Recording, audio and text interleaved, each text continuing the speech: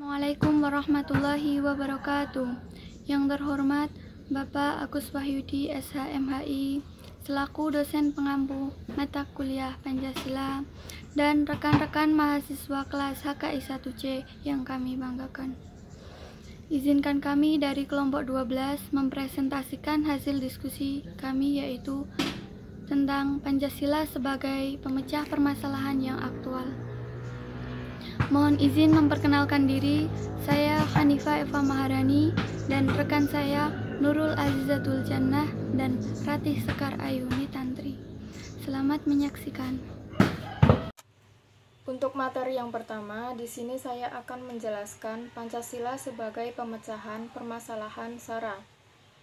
Isu-isu SARA yang saat ini sedang menjadi perbincangan di kalangan publik, tentunya maraknya paham-paham sesat yang sangat meresahkan, bahkan sampai kasus penistaan agama yang dilakukan oleh salah satu ormas agama tertentu terhadap agama lain sangat mengganggu ketentraman kehidupan berbangsa dan bernegara kita.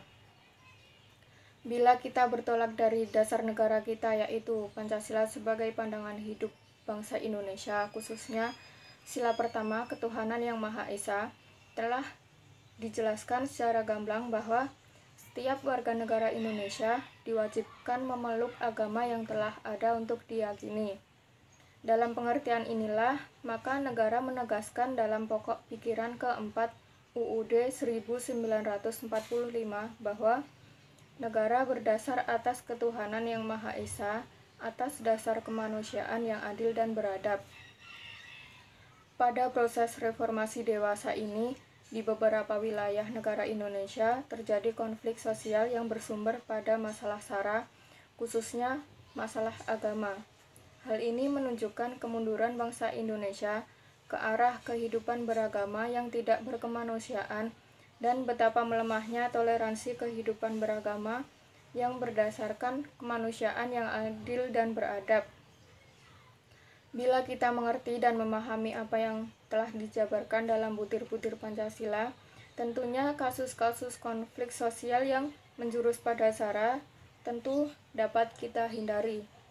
Dengan semangat saling menghormati perbedaan keyakinan, toleransi beragama, dan tenggang rasa, tentu kita mewujudkan suasana kehidupan yang harmonis dan penuh kerukunan menuju Indonesia yang merdeka seutuh-utuhnya.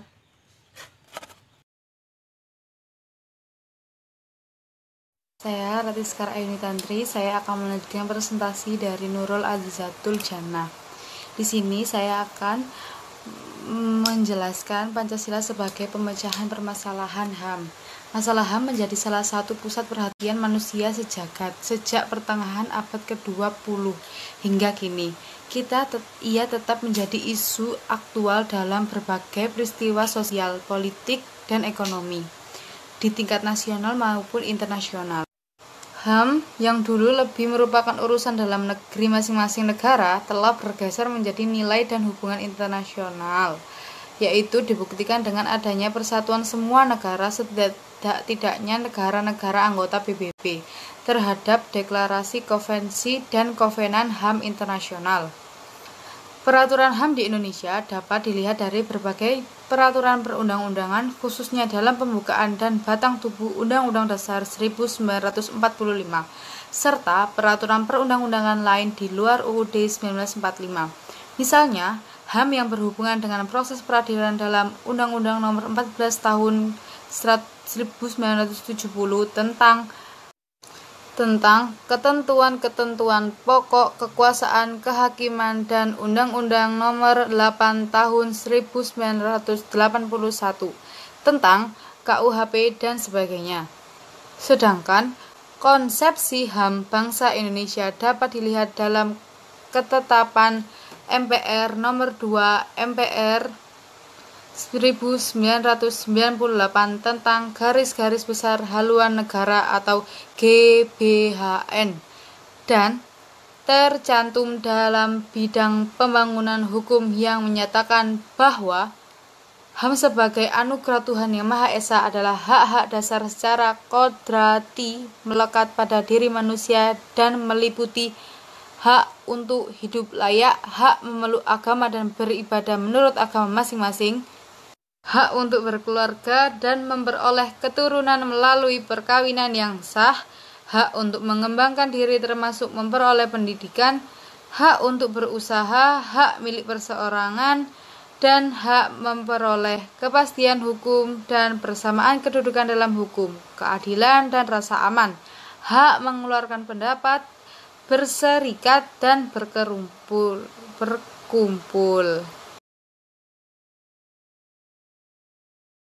Pancasila sebagai pemecah permasalahan krisis ekonomi.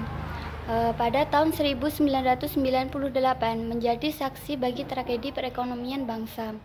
Keadaan berlangsung sangat tragis dan tercatat sebagai periode paling suram dalam perekonomian Indonesia. Dana Moneter Internasional atau IMF mulai turun tangan sejak Oktober 1997, namun terbukti tidak bisa segera memperbaiki stabilitas ekonomi dan rupiah. Krisis ekonomi Indonesia bahkan tercatat sebagai yang terparah di Asia Tenggara. Seperti efek bola salju, krisis yang semula hanya berawal dari krisis nilai tukar baht di Thailand pada tanggal 2 Juli 1997, dalam tahun 1998 berkembang dengan cepat menjadi krisis ekonomi, berlanjut lagi krisis sosial, kemudian ke krisis politik. Akhirnya dia juga berkembang menjadi krisis total yang melumpuhkan nyaris seluruh sendi-sendi kehidupan bangsa. Sistem ekonomi Indonesia pada masa Orde Baru bersifat birokrat otoritarian yang ditandai dengan pemusatan kekuasaan dan partisipasi dalam membuat keputusan-keputusan nasional hampir sepenuhnya berada di tangan pengusaha bekerjasama dengan kelompok militer dan kaum teknokrat. Kebijaksanaan ekonomi yang selama ini diterapkan yang hanya mendasarkan pada pertumbuhan dan mengabaikan prinsip nilai kesejahteraan bersama seluruh bangsa. Dalam kenyataannya, hanya menyentuh kesejahteraan sekelompok kecil orang, bahkan pengusaha. Krisis ekonomi terjadi di dunia dan melanda Indonesia, mengakibatkan ekonomi Indonesia terpuruk sehingga kepalitan yang diderita oleh pengusaha harus ditanggung oleh rakyat. Dalam kenyataannya, sektor ekonomi yang justru mampu bertahan pada masa krisis dewasa ini adalah ekonomi kerakyatan, yaitu ekonomi yang berbasis pada usaha rakyat. Langkah yang strategis dalam upaya melakukan reformasi ekonomi yang berbasis pada ekonomi rakyat yang berdasarkan nilai-nilai Pancasila yang mengutamakan kesejahteraan seluruh bangsa adalah sebagai berikut. Keamanan pangan dan mengembalikan kepercayaan, yaitu dilakukan dengan program Social Safety Net yang lebih dikenal dengan program jaring pengaman sosial. Untuk mengembalikan kepercayaan rakyat terhadap pemerintah, maka pemerintah harus secara konsisten menghapuskan KKN serta mengadili oknum-oknum yang melakukan pelanggaran.